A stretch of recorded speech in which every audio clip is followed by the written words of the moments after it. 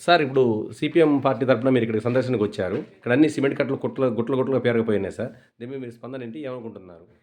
ఇది 2018, 2019కి సంబంధించినటువంటి కేంద్ర ప్రభుత్వం మంజూరు చేసినటువంటి LWE నిధుల నుంచోని ఇది భద్రాద్రి కొత్తగూడెం జిల్లా పినపాక మండలం జానంపేట గ్రామ పంచాయతీ పరిధిలో ఉన్నటువంటి సుందరయ్య నగర్కి సంబంధించిన గ్రామంలో ఈ ఉన్నాం. ఇక్కడ LWE నిధుల నుంచోని 1,56,00,000 రూపాయలు ప్రభుత్వం మంజూరు చేసింది. సిపిఎం పార్టీ ఆధ్వర్యంలో గత అనేక సంవత్సరాల నుంచోని పోరాటం చేసినటువంటి ఫలితంగా రోడ్డు మంజూరైంది.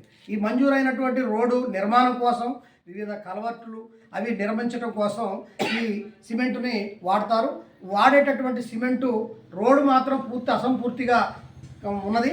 కానీ ఇక్కడ ఉన్నటువంటి సిమెంట్ తెచ్చి కాంట్రాక్టర్గా ఉన్నటువంటి వాళ్ళు టెండరు నిర్వహించినటువంటి వాళ్ళు ఎవరైతే ఉన్నారో వాళ్ళు సిమెంటుని తెచ్చేసి ఇక చూడండి ఎట్లా 350 బస్తాల సిమెంటు అంటే ₹1,000 నష్టం జరిగినటువంటి పరిస్థితి ఈ రాజకీయ పద్ధతి. అంటే ఈ రకంగా నష్టం జరిగినా పర్వాలేదు, కానీ రోడ్డు మాత్రం ఆదివాసీలు గిరిజనులు వాళ్ళు రహదారి మాత్రం బాగు చేయడానికి మాత్రం ప్రభుత్వ అధికారులు చర్యలు తీసుకోవట్లేదు, కాంట్రాక్టర్ ముందుకు రావట్లేదు.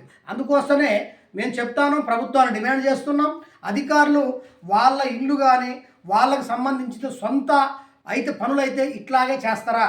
అందుకోసమే ఆదివాసీల మీద ఆదివాసీ గ్రామాల మీద ఏ మాత్రమైనా సరే ఏ మాత్రం కొద్దిగా ప్రేమ అభిమానం ఉన్నా సరే ప్రభుత్వం స్పందించాలి, కాంట్రాక్టర్పై చర్య తీసుకోవాలి. తక్షణం ఇప్పుడు జరిగేటటువంటి ఇబ్బందిని ఎమ్మటే పరిష్కారం చేయాలని చెప్పేసి కోరుతా ఉన్నాం సిపిఎం పార్టీ పినపాక మండల కమిటీ తరఫున. Thank you.